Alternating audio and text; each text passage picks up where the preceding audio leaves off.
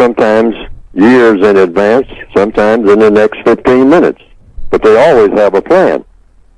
Why? Because they have a system going. White supremacy runs on business principles. So if you study business principles, because the system of white supremacy is a business, and a business should show a profit, so they just figure out ways for their business to show the profit of white supremacy. That's the profit that goes with it. For fun, for glory, and for material comfort for people who are classified as white. So they have these basic strategies for confusion, because when you confuse people, you can control them. All right? So they have the racial classification confusion. You know, they keep coming up with new classifications, biracial. Okay. Without describing exactly what that's supposed to mean in a functional sense. Yes, sir. I mean, what's the purpose of classifying somebody as biracial? What's the purpose of it? I mean, that's a question. Remember, all problems are solved through the process of what? Questions and answers. So you can just take the first one, racial classification confusion. Now, in 1860, in the Northwestern Hemisphere, the racial classifications officially, quote unquote, were what? White, black, and mulatto. Now you have, in 2017, I think, something like over 20 racial classifications. Now, people haven't changed that much since 1860. So, and you can go back to maybe the first question. What are racial classifications supposed to do anyway? What's the purpose of having racial classifications? You classify people by race in order to do what? In all of the 9 areas of activity. I mean, why are you doing this? And who's doing it? And for what purpose? Okay? So, these questions should be raised all the time. All right? Racial classification confusion. That's one of the racist strategies, white supremacist strategies.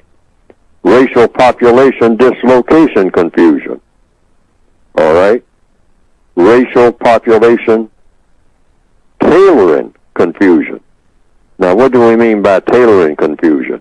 Meaning you cut down on the numbers of people. Rwanda was a case of that.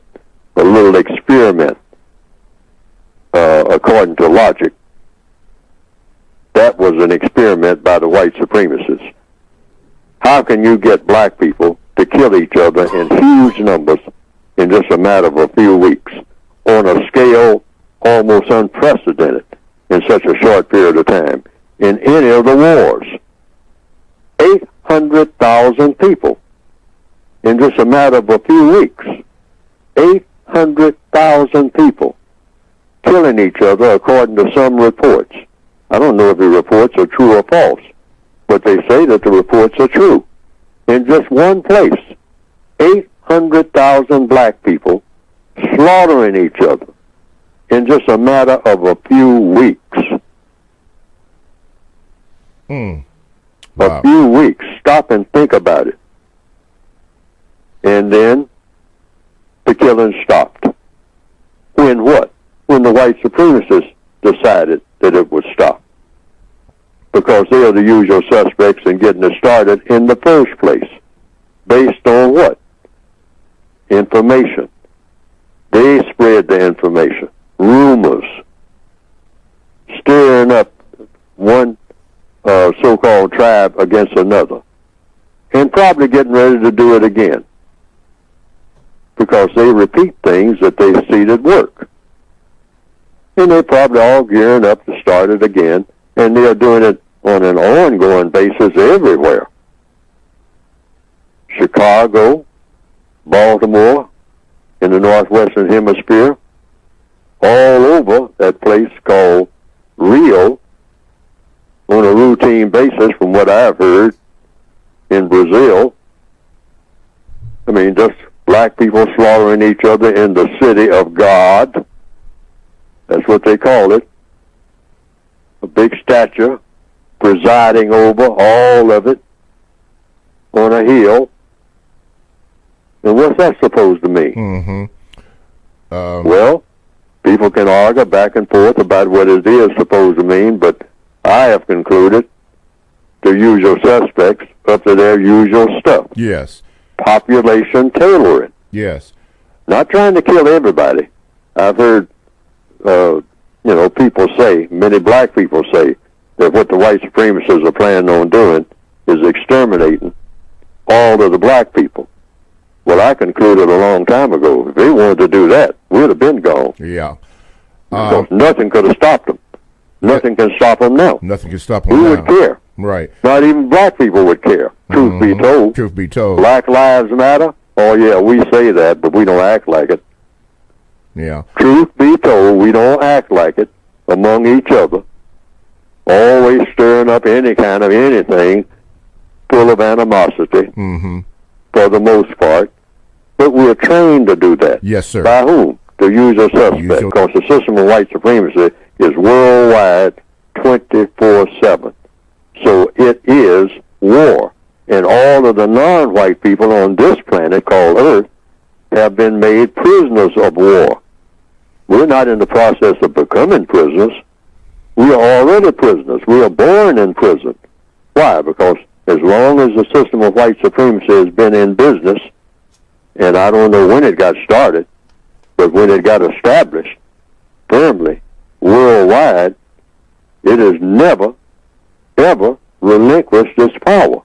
That's why it's called white supremacy. Okay. It means supreme. Okay. 24/7 everywhere. Okay. Not some places, all places. All places, okay. And everybody classified as non-white come under the dictates of the white supremacists. Okay. That statement I just made is either true or false.